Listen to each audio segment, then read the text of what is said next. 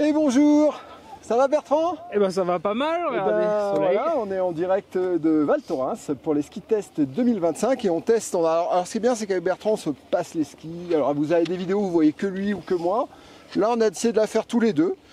Ça change un peu. Et là on est passé sur une nouveauté chez Volkel. Alors chez Volkel en fait la gamme Dicon est remplacée par la gamme Peregrine. Peregrine, vous verrez, en fait c'est des skis qui emmènent de la technologie avec un noyau en 3D. On mettra peut-être une petite vidéo. Ouais, vous regarderez les images là. Voilà, donc il y a un noyau en 3D. Le noyau du ski est usiné, hein, le bois est usiné de manière à jouer vraiment sur les épaisseurs au centre. Même la plaque au centre, en fait, elle est usinée et on a un système qui vient se mettre pour pouvoir régler les fixations. Donc c'est assez intéressant, qui vient sur l'usinage. Et alors là, on est sur le Peregrine 80. Celui-là, il a une toute petite plaque titanale. Il est assez souple. C'est un ski qui est assez accessible. On retrouve aussi le Carbon Tips, hein, chose qu'on retrouve sur toute la gamme de skis un peu perfo chez Volkel. Ouais, Mantra, voilà, les skis Reisteger, tous les skis de la gamme. Comment tu l'as trouvé ce petit 80, Bertrand? Pour rebondir sur ce que tu dis, ça c'est important de le dire, sur le 80, donc la plaque titanale est réduite et on bascule sur du carbone tressé, donc forcément ça va donner un ski qui est entre guillemets un petit peu plus souple. J'ai trouvé ça un ski sportif tranquille, voilà. C'est un patin 80 qui est quand même confortable, c'est stable, voilà, ça va vous emmener un petit peu partout. Le ski, nous on a essayé un petit peu d'appuyer, on est peut-être habitué à des performances un peu plus élevées. Alors on fait 80 kg tous les deux, on l'a pris en 173, c'est un ski qui est donné avec un rayon de 14.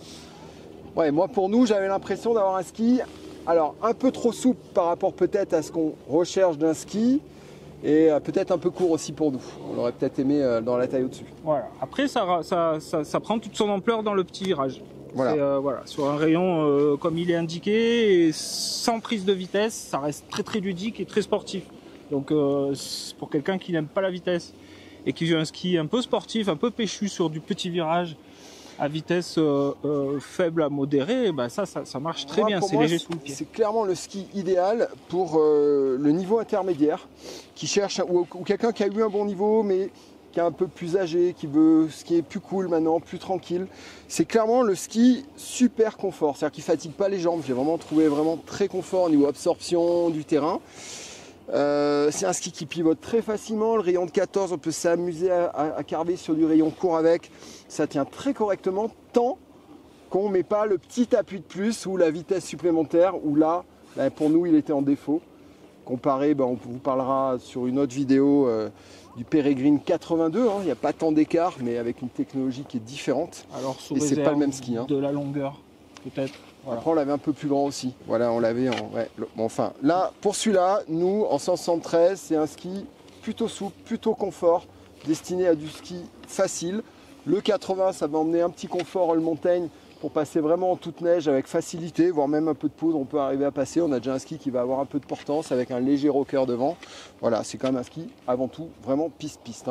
Ouais. Bertrand, tu as d'autres choses à dire? Non, je crois qu'on a dit pas mal de choses. Ce qu'on n'a pas dit, dans l'évolution chez Volkel depuis la gamme Dicon à Peregrine, c'est un gros travail chez Volkel et ça va se développer a priori sur de la fabrication 3D de noyaux. Voilà, on n'est plus sur de l'empilement de couches dans des moules, on est vraiment sur un travail en 3D du noyau. Alors vous le verrez sur un petit rajout de vidéo qu'on mettra peut-être, mais ça se voit, c'est visuel partout.